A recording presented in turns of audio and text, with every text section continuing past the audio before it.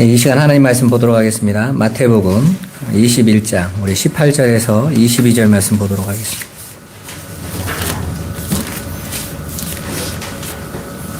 우리 다 찾으셨으면 우리 한 목소리로 한번 같이 읽어보도록 하겠습니다. 이른 아침에 성으로 들어오실 때에 시장하신지라 길가에서 한 무화과 나무를 보시고 그리로 가사 잎사귀 밖에 아무것도 찾지 못하시고 나무에게 이르시되 이제부터 영원토록 내가 열매를 맺지 못하리라 하시니 무화과 나무가 곧 마른지라. 제자들이 보고 이상히 여겨 이르되 무화과 나무가 어찌하여 곧 말랐나이까? 예수께서 대답하여 이르시되 내가 진실로 너희에게 이르노니 만일 너희가 믿음이 있고 의심하지 아니하면 이 무화과 나무에게 된 이런 일만 할 뿐 아니라 이 산더러 들려 바다에 던져지라 하여도 될 것이요 너희가 기도할 때에 무엇이든지 믿고 구하는 것은 다 받으리라 하시니라. 아멘. 오늘은 부활주일입니다. 기독교에서 가장 중요하게 여기고 있는 절기가 바로 부활절이죠. 부활절은 사망에 묶여있던 하나님의 백성들을 묶고 있던 죄를 예수 그리스도의 십자가의 대속의 죽음으로 끝을 내시고 그 죄의 싹신 사망에서 우리를 해방하시고 하늘의 생명을 주시는 귀하고 복된 사건 때문입니다. 그래서 초대교회부터 성만찬을 통해서 예수님의 부활을 항상 기념했어요. 만약 예수님의 부활이 없다면 우리의 부활도 없고 이 땅의 교회도 존재할 이유가 없습니다. 많은 교회들이 부활절이 가장 큰 행사를 합니다. 제가 섬겼던 목사님은 부교육자 회의 때 부활절을 가리켜서 교회의 대목이다 그래서 헌금도 제일 많이 나오고 근데 전 처음으로 전도사 때였는데 충격을 얼마나 받았는지 나는 부활절을 대목이라고 하시는 목사님을 섬겨가지고 그래서 부활절 때에는 성도들이 헌금을 제일 많이 낼 수 있도록 준비시켜야 된다고. 그때 제가 그런 기도했던 생각이 나요. 하나님, 제가 교회를 떠나야 되나요? 내가 이 교회를 떠나야 되나요? 이게 목회를 하는 게 맞나요? 내가 처분 나이가 되면 저렇게 될까요? 이런 걱정이 생기는 거예요. 제가 이제 그분 나이가 됐습니다. 근데 저는 더더욱이 이 부활절이 너무 기쁘고 너무 감격스러워요. 부활절은 대목도 아니고 예수 그리스도의 부활하심을 믿는 자들의 축제인 거예요. 여러분, 이 세상 사람들은요, 부활을 모르잖아요. 예수님이 십자가에 못 박히셨을 때 모두가 예수의 십자가를 보면서 고개를 흔들면서 비웃고 조롱했죠. 야, 여러 사람 살렸다며, 너 죽은 자도 살린다며, 너도 내려와봐. 그러면 우리가 너 메시아라고 인정해줄게. 그러면서 조롱하고 침뱉고 비웃었던 사람들이 가득 찬 그곳에서 정작 사형 집행관을 감독하고 있던 로마의 백부장은 뭐라고 고백합니까? 이는 정말 메시아로다. 하나님의 아들이로다. 여러분 봐보세요. 세상이 예수를 비웃을 때 하나님의 믿음이 예수의 십자가로 주어진 자들은 그 세상의 비웃음과 조롱과 세상의 평가 기준과 전혀 다른 하나님의 아들을 보는 거예요. 그들만이 예수의 부활에 참가하는 것입니다. 오늘 저와 여러분들이 왜 이 자리에 와 있습니까? 아까 오전에 우리 오전사님이 그런 얘기 하시더라고요. 다른 교회는 부활절이라고 난리가 났다라는 거예요. 행사하고 뭐 이것저것 하는데 그러면서 내가 우리 전사님이 우리 교회에 별로 일이 없어서 걱정스러워서 그러신가? 그랬더니 마지막 말이 우리 교회는 잠잠해서 좋아요. 예수의 부활을 생각할 수 있어서 좋아요. 여러분, 본질이 있잖아요. 본질이. 너무 분주해서 본질을 놓쳐. 우리가 지난주에 성전을 심판하신 예수님에서 무엇을 발견했습니까? 유대인들이 그 유월절이라는 행사와 절기를 지키겠다고 분주하게 일을 하면서 사람이 신기한 게 진리의 내용보다 내가 분주함에 감동받아. 뭔가 뿌듯하게 뭔가를 한 것 같아. 내가 제사 드렸잖아요? 그리고 내가 돈 들여가지고 내가 가서 내 재물 드리고 헌금하고 여기에 감격한다는 거예요. 그리고 사람들은 그러한 열심에 칭찬을 해줘요. 그러면 나는 지금 잘하고 있다고 생각하고 있는 거예요. 내가 지금 어디에 있는지를 모르고 그런데 진짜 하나님, 진짜 유월절 양으로 오신 예수님께서 그 모든 것을 뒤엎으시면서 내 아버지 집은 만민의 기도집인데 너희가 거기를 강도의 소굴로 만들었구나 하고 분노하시지 않습니까? 바로 그런 예수 그리스도로만 이루어지는 십자가와 부활이 진정한 하나님이 하나님을 나타내시는 이 역사 속으로 이끌어 가신 하나님의 계획인 거예요. 그렇게 저와 여러분들은 교회의 존재 목적이 예수의 부활이라는 사실을 절대로 잊으시면 안 됩니다. 반대로 예수님이 부활하셨기에 우리도 부활하여 새 생명을 가진 자로 지금 천국 백성을 살게 되는 거예요. 오늘 본문에서 지난 시간에 예루살렘에 입성하신 예수님께서 가장 먼저 행하신 성전을 심판하신 사건과 아주 깊게 연관된 무화과 나무를 저주하신 이야기에 대해 알아보려고 합니다.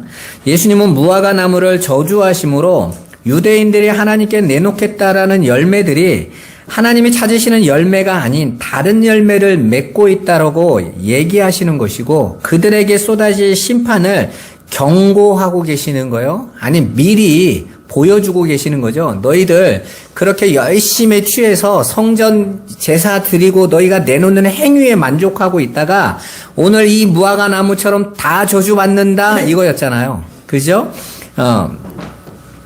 그런데 그 무화과 나무의 저주 이야기를 조금만 더 깊이 들어가 보면 그 성전을 심판하신 예수님과 무화과가 저주받는 이야기는 여러분 지금까지 알고 있었던 내용이잖아요. 거기서 조금만 더 들어가 보자고요. 왜 예수님이 괜한 무화과를 저주하시죠? 아니 성전에서 이스라엘 백성이 그렇게 하고 있는 것과 무화과 나무가 뭔 잘못을 했어요? 아무 연관이 없잖아요. 그죠?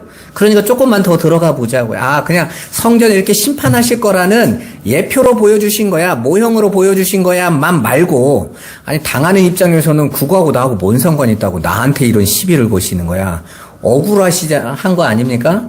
거기에 더 깊은 의미가 하나가 더 있으니까 오늘은 그 내용을 들어가 보자고요. 오늘 저와 여러분들에게 이 무화과 나무를 저주하신 예수님이 말씀하고 싶어 하시는 바로 당신의 이야기, 십자가의 복음이 바로 그 무화과 저주 사건에 담겨 있으니까 한번 들어가 보죠.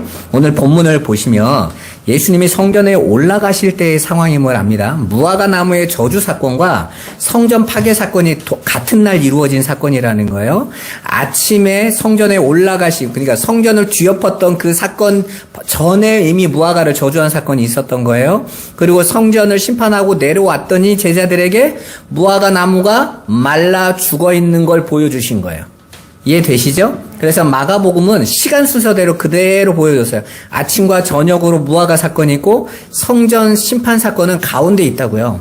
물론 또 샌드위치 기법도 있지만 어쨌든 그런 시간의 흐름 속에 있는 겁니다.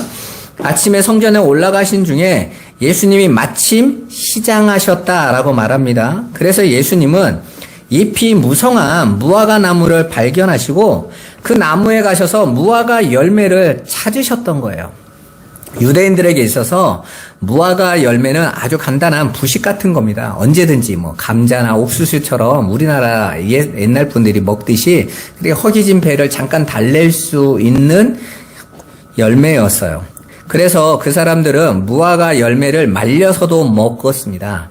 그런데 그 무화과 나무에는 멀리서 볼 때에는 잎이 무성해서 열매가 있을 거로 보였지만 잎만 무성했지 열매가 하나도 없었다라는 거예요.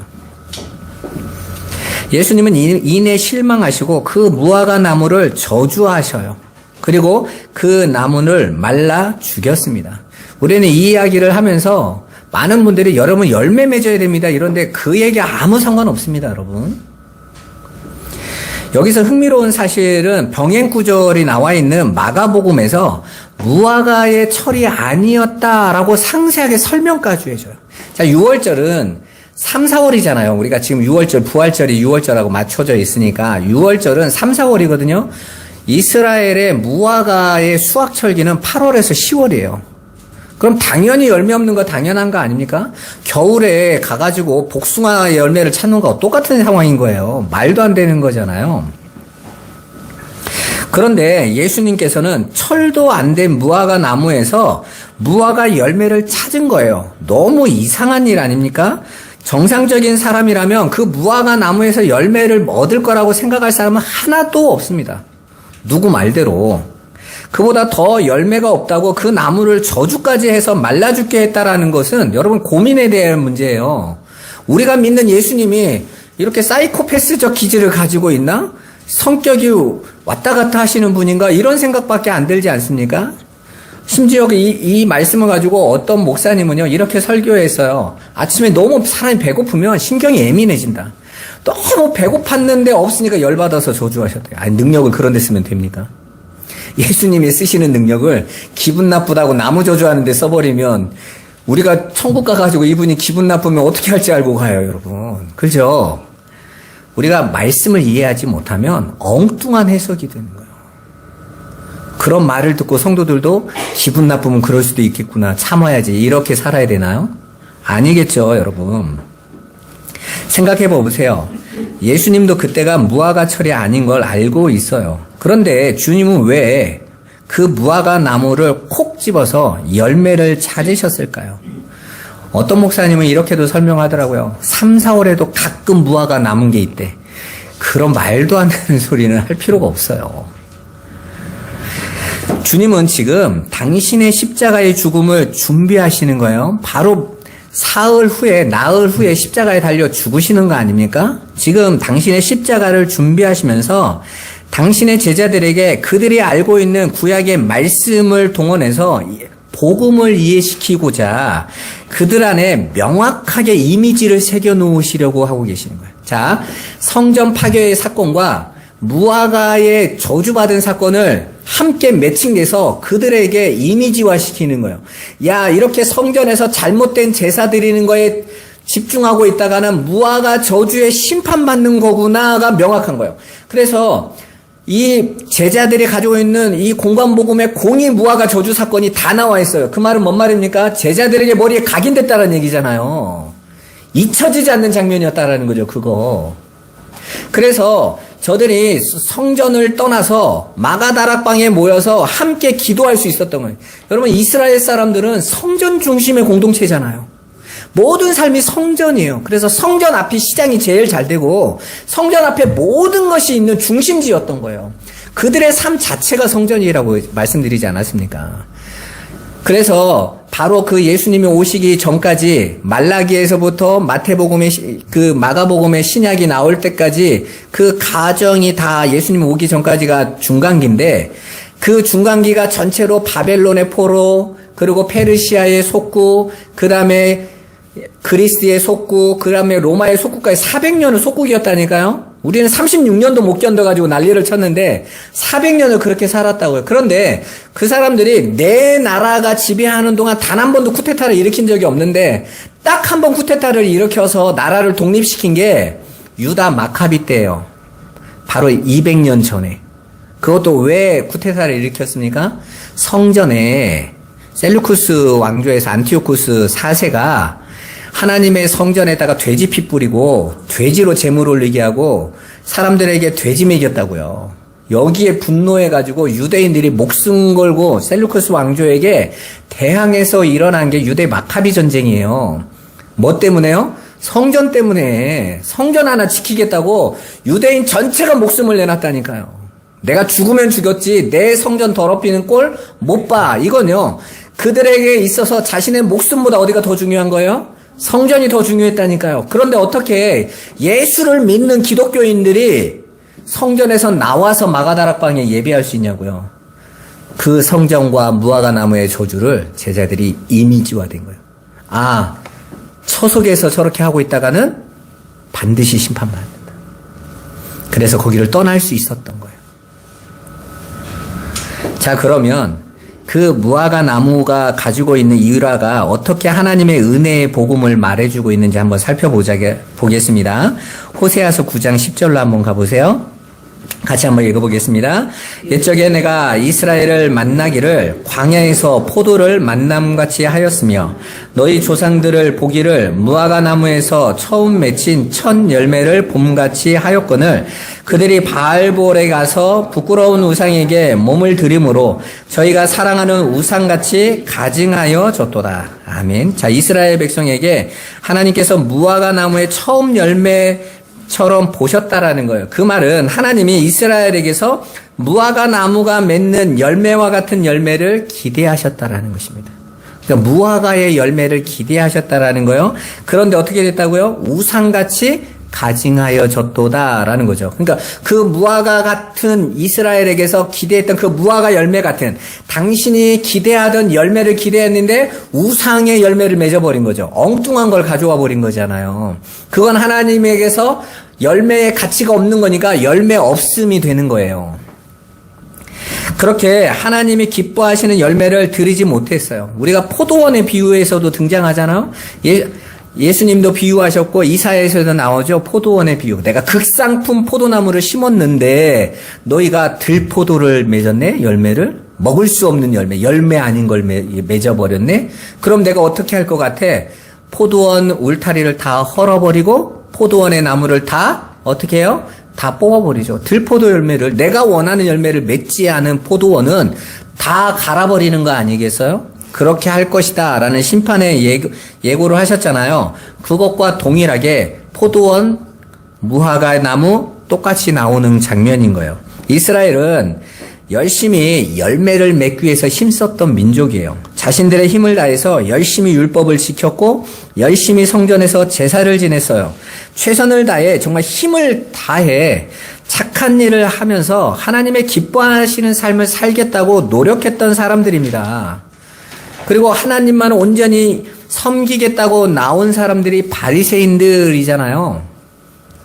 그런데 하나님은 그 이스라엘을 가리켜서 열매가 없는 무화과 나무라고 지금 말씀하고 계시는 거예요. 그렇다면 도대체 하나님께서 자기 백성들에게 원하셨던 열매가 과연 무엇이었을까요? 이게 중요한 거예요. 열매를 맺읍시다가 중요한 게 아니라 하나님이 어떤 열매를 기대하고 계셨는가가 중요한 거거든요. 지금 무화과 나무에 열매가 없는 거에 포인트를 두면 안 되는 거예요.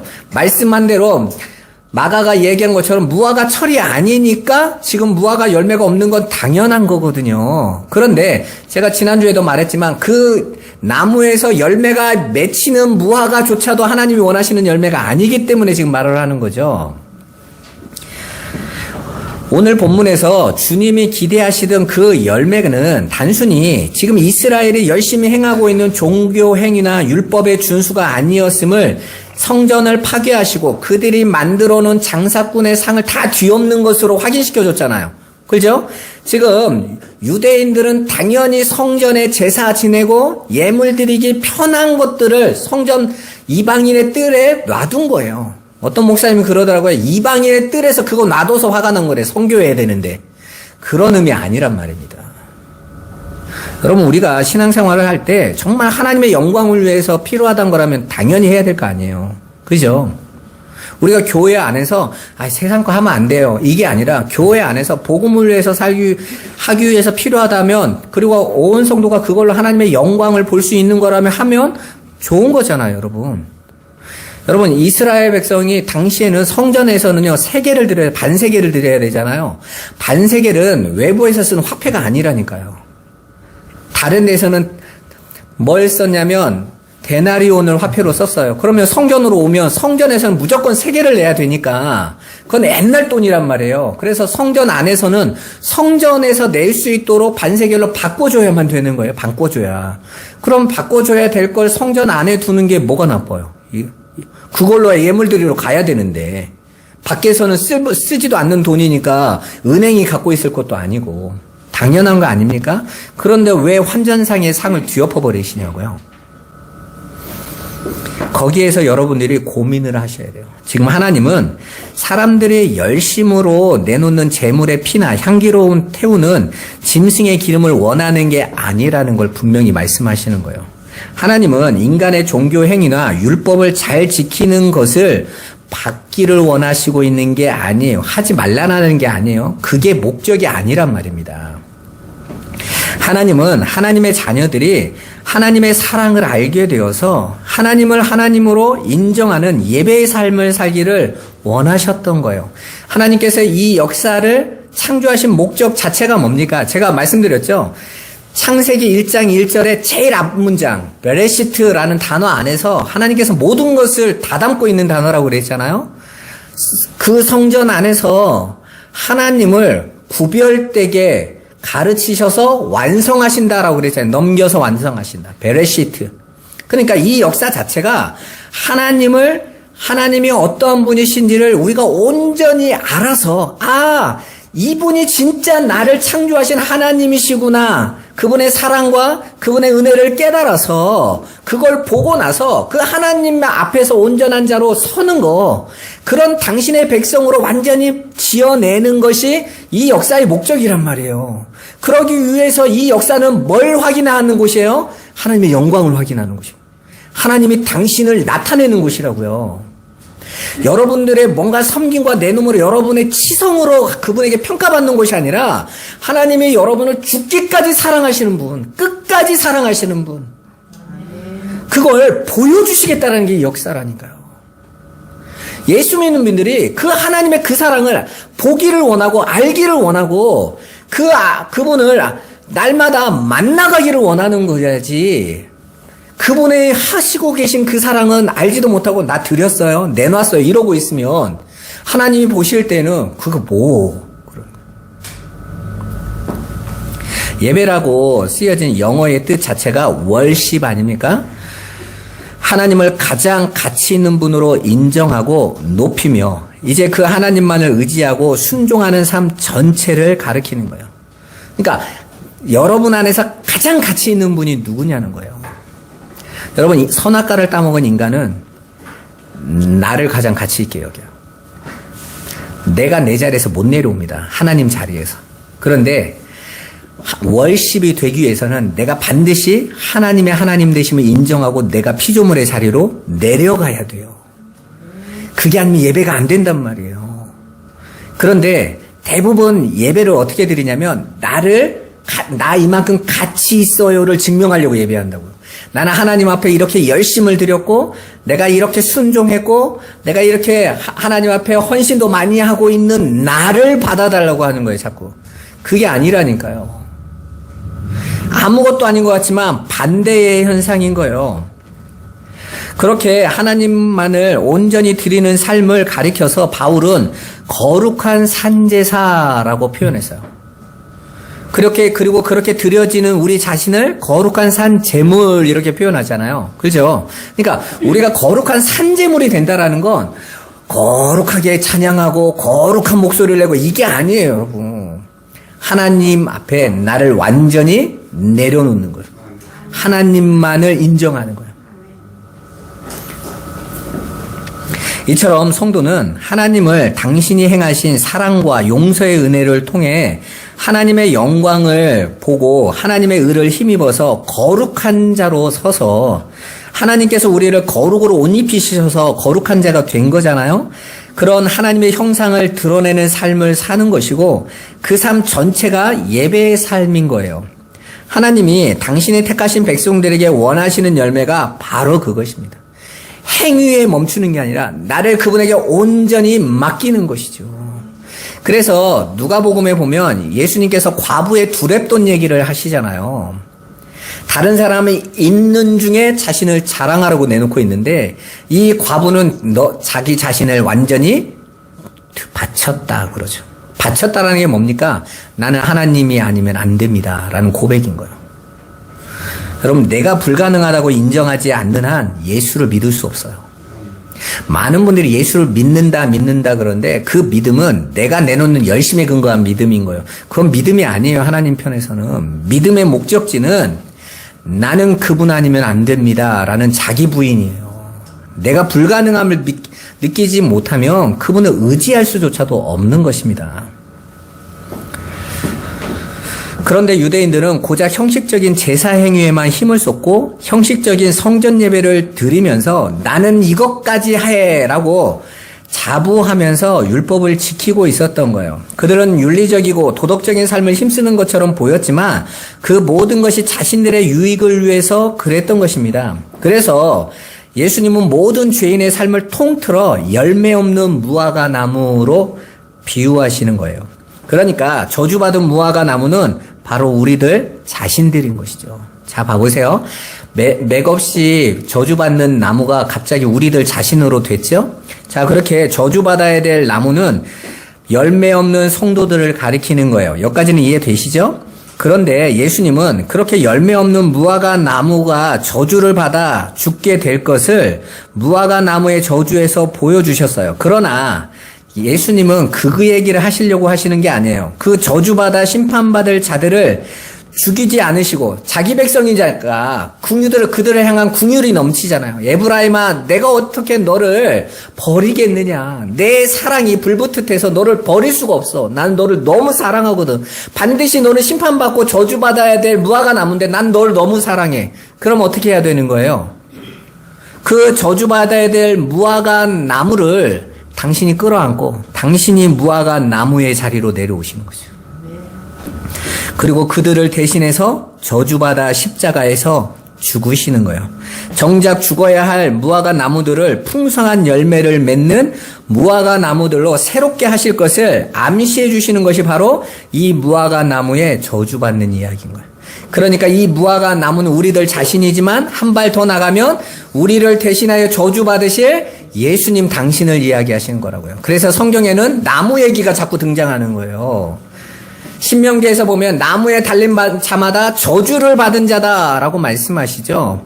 그래서 십자가형으로 예수님이 저주받아 달리시는 거죠. 장대 위에 달린 노뱀처럼 당신의 아들이 달리신다고 그러시잖아요.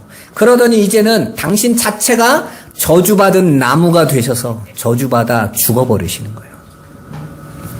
그리고 정작 저주받아야 될 어떤 나무들, 당신의 나무들에게 이제는 열매를 맺게 하신다는 거예요. 그게 바로 부활의 소망, 부활의 영광인 것입니다. 본문 20절에 보면 제자들이 무화과 나무가 어찌하여 말랐나이까? 라고 물어봅니다. 그러자 예수님은 뜬금없이 믿음 얘기를 꺼내세요. 여러분, 이 설교에서 여러분 지금까지 많이 설교 들어보신 거 있죠? 믿기만 하면 이 산을 저 산으로 던져도 바다에 던져도 하나님이 그렇게 될 거라고 해가지고 저는 고등학교 때요 산 앞에 가서 많이 외쳤거든요. 막 기도하고 막 은혜를 받으면 우리 뒷동산에 올라가가지고 아무도 없을 때 있으면 쪽팔리니까 산아 옆으로 조금만 움직여봐. 이거 안 움직여. 내가 내 믿음을 확인해야 되니까 너희가 겨자씨만한 믿음만 있어도 산으로 옮긴다고 하셨는데 내가 그만큼 기도하고 회개하고 막 했으니까 내가 믿음이 있어 보여서 가서 했는데 끔찍을 안 하더만. 그래서 한참 내가 믿음이 없나 하고 갈등했다니까요.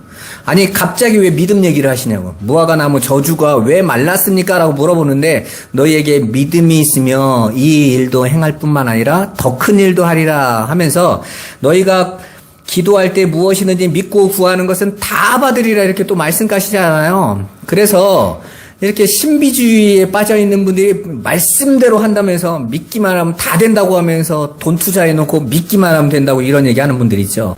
그런 사람들은 같이 놀지 말라니까요. 성경을 자기가 원하는 대로 갖고 가고 있으니까. 자, 그러면 왜 믿음 얘기를 꺼냈는지 한번 이야기해보죠. 자, 믿음은 뭐죠? 여러분, 믿음은 하나님이 자기 백성들에게 주시는 은혜의 선물이라고 그랬죠. 그죠? 내가 개발하고 생산해내는 게 믿음이 아니라 하나님께서 주시는 선물이 믿음인 거예요. 그래서 그 믿음은 처음부터 나를 이미 하나님의 믿음으로 끌어올릴 목적을 갖고 온 내용인 거예요. 믿음이. 내가 원하는 어떤 것에 내가 믿기만 하면 내가 다 되는 것이 아니라 그 믿음은 처음부터 목적을 가지고 나를 불가능한 나, 열매를 맺지 못하는 저주받아야 되는 무화과 나무인 내 안에 와서 하나님이 기뻐하시는 열매로 맺게 만들기 위해서 온 게 믿음인 거잖아요. 그죠? 너희가 그 믿음이 있으면 이 일을 할 거다고 말씀하시는 거예요. 이 일은 뭡니까? 우리도 가서 나무 저주하면 저주가 말라 비틀어지는 게 일인가요? 하나님이 믿음 주셔서 막 이 세상 다 저주하면서 다니라고 해요?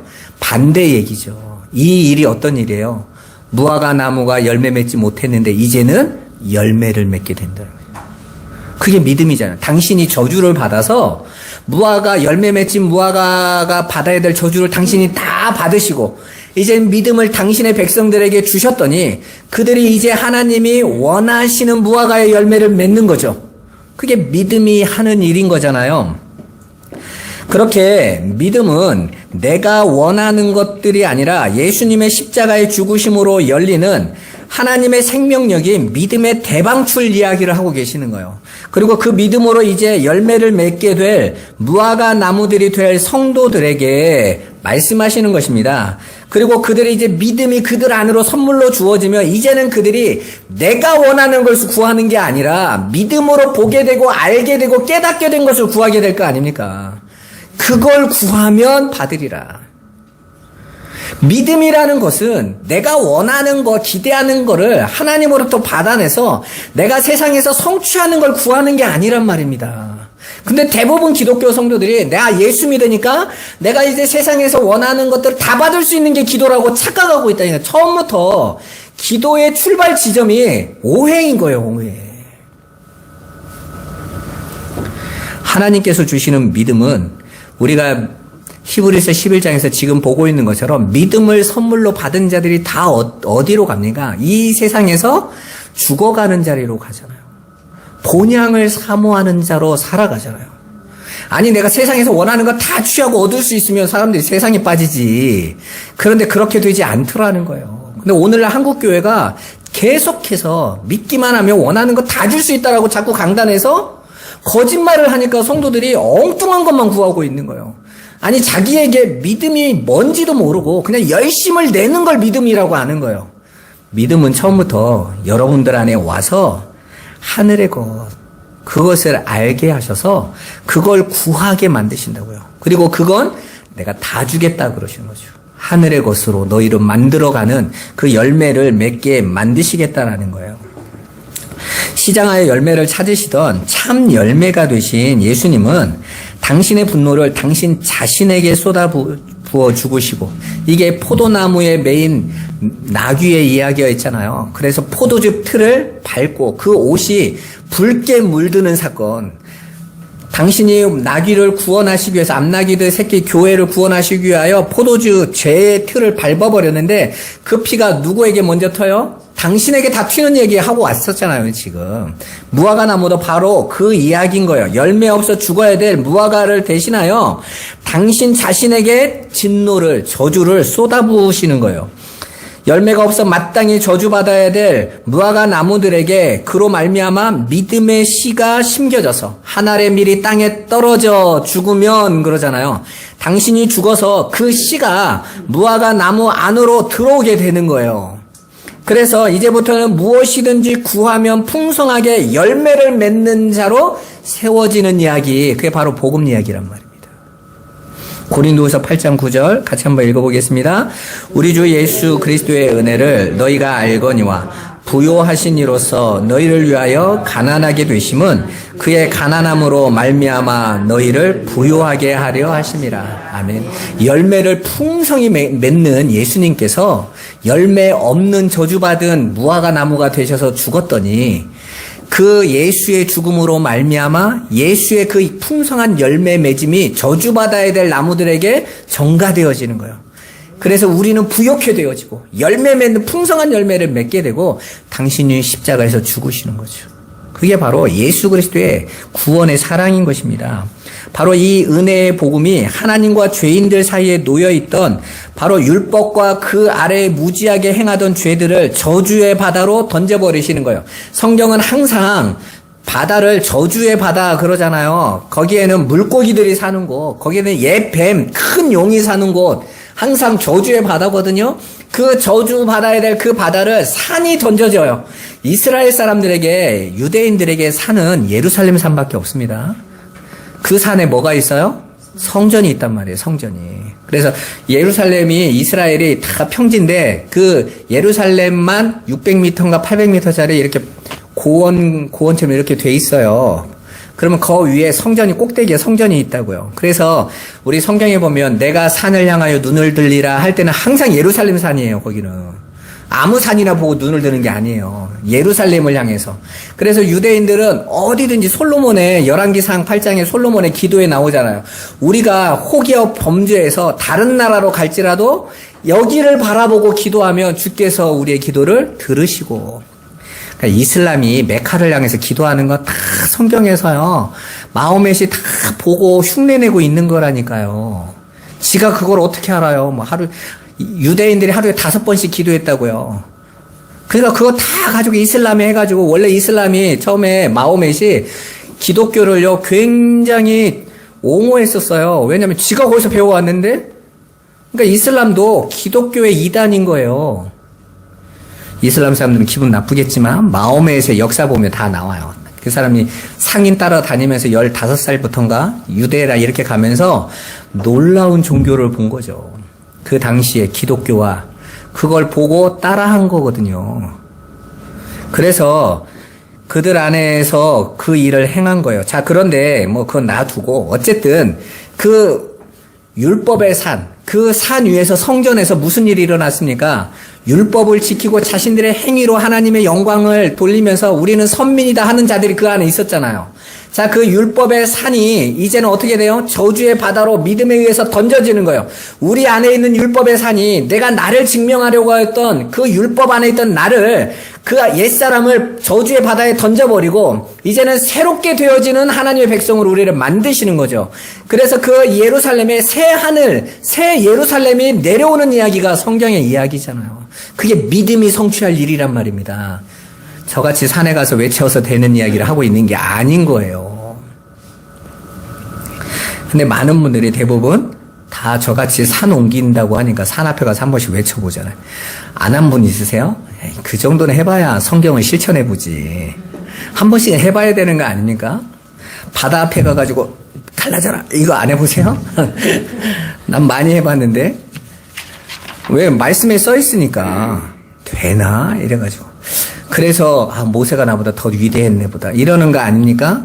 하나님이 당신의 일을 행하시는 것이고 모든 것들은 하나님이 보여주시는 걸 나타내는 거예요. 근데 그건 다 뭘 담고 있다고요? 믿음으로 이루어진 하나님의 백성들의 구원의 이야기를 하고 있는 것입니다. 그러니까 저와 여러분들은 지금 산을 옮기는 믿음을 발휘하고 있는 것이고, 여러분들이 무화과 나무의 열매를 맺어가는 그 축복된 인생을 살고 계시는 거란 말이에요. 이게 이해가 안 되면 몸으로 열심히 하면서 나타나는 것 좀 보여주세요 이러고 신앙생활 한다니까요. 그래서 신비주의가 나오는 거예요. 엉뚱하게 말씀을 잡으니까. 내 안에 이미 성취하신, 그래서 말씀으로 능력으로 이루시는 하나님의 그 영광을 보지 못하고 엉뚱한 세상에서 나타나는 것 쫓아다니는 거예요. 여러분 그러지 마세요. 그래서 복음을 자세히 알고 있어야 되는 거예요. 그렇게 예수님께서 자신이 저주받아 죽으실 것을 미리 보여주신 것이고, 그로 인해 저주의 율법과 제약들이 바다로 던져지게 될 것을 보여주시는 겁니다. 그게 믿음이 하는 일이니까. 이해되세요? 그래서 무화과 나무를 저주하셔놓고 믿음 얘기를 꺼내신 거예요. 이 이야기를 따로 말을 하면 우리도 믿음만 있으면 저주하면 나무 죽일 수 있고 산에게 명예해서 바다에 던질 수 있다라는 엉뚱한 해석이 나오는 거예요. 이러면 하나님의 말씀은 말도 안 되게 행하는 것입니다. 그래서 오늘날도 예수님도 했으니까 나도 한다 하면서 병 고치면서 신유은사 찾고 있는 거예요. 평생 병만 고치고 다녀요. 그 얘기를 하고 싶은 게 아니에요, 성경. 지금 여러분들에게 이루어진, 여러분이 하나님의 백성이 된 것은 그런 병 좀 나은 것과 비교할 수 없는 겁니다. 여러분이 이미 사망에서 생명으로 옮겨진 자예요.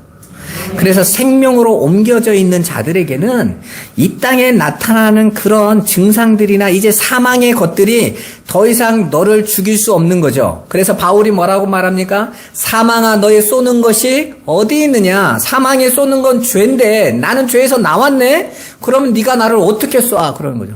그 말은 뭔 말이냐면 질병이 나를 어떻게 예수 믿는 믿음에서 끊어낼 수 있어? 가난이 어떻게 나를 예수 믿는 믿음에서 끊어낼 수 있어? 세상에서의 공격이 어떻게 나를 예수 믿음에서 끊어낼 수 있겠어? 나는 절대로 그걸로 안 무너져. 그렇게 내가 조금 넘어지고 엎어졌다고 해서 내게 있는 그 구원의 역사가 사라지는 게 아니니까, 생명으로 이미 옮겨진 자니까 난 괜찮아 그러는 거예요. 그래서 바울의 삶이 여전히 병들고 여전히 매맞고 여전히 강도받고 여전히 감옥 속에 있는데 너희는 나를 본받아라 그러는 거예요. 이게 뭐라고? 이게 나를 죽일 수 있어? 너희를 죽일 수 있어? 그럴 수 없어 그러는 거예요. 그걸 믿음이라고 하는 거예요. 믿습니다가 믿음이 아니라. 여러분, 진리를 아셔서 우리를 대신하여 저주받으신 그 예수 안에서 이미 우리는 아버지 안에 품에 함께 있는 자가 돼 있음을 믿으시기를 주님의 이름으로 축원합니다. 그래서 우리는 이 부활절이 감격스러운 거예요. 어떻게 나 같은 자가, 나 무화과 나무처럼 저 저주받을 자리에 있어야 될 내가 어떻게 열매 맺는 자로 평가받아서 아버지 안에 함께 있냐는 거예요. 영생 안에 들어가 있냐는 것입니다. 그게 여러분에게 정말 믿어질 때 하나님을 바라볼 때마다 감격스러운 거예요. 말씀을 볼 때마다 하나님과 대화하고 있는 거예요. 결론을 말씀드립니다. 예수님이 달리신 십자가는 우리를 살리는 십자가예요. 제가 주보 앞면에 그래서 이렇게 써놨습니다. 예수 부활, 우리 부활. 우리 한번 고백해 보십시다. 예수님 부활, 내 부활. 네, 다시 한번 예수 부활, 우리 부활. 네, 이 축복이 여러분에게 지금 이미 성취되어진 현실을 확인하시고 승리하시기를 주님의 이름으로 축원합니다. 기도하겠습니다. 살아계신 하나님 감사합니다.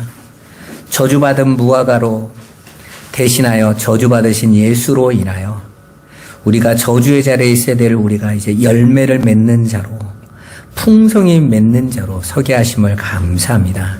그렇게 우리 안에서 하나님께서 열매를 맺어 가시는 그 성령의 역사로 이루어지는 그 열매 맺음의 삶이 우리 성도들에게 날마다 나타날 건데, 우리가 그거에 날마다 찬송하며 기뻐하며 소망을 아버지께 두고 나가는 귀하고 복된 우리 성도들 되게 하여 주옵소서. 예수 그리스도의 이름으로 기도드리옵나이다. 아멘.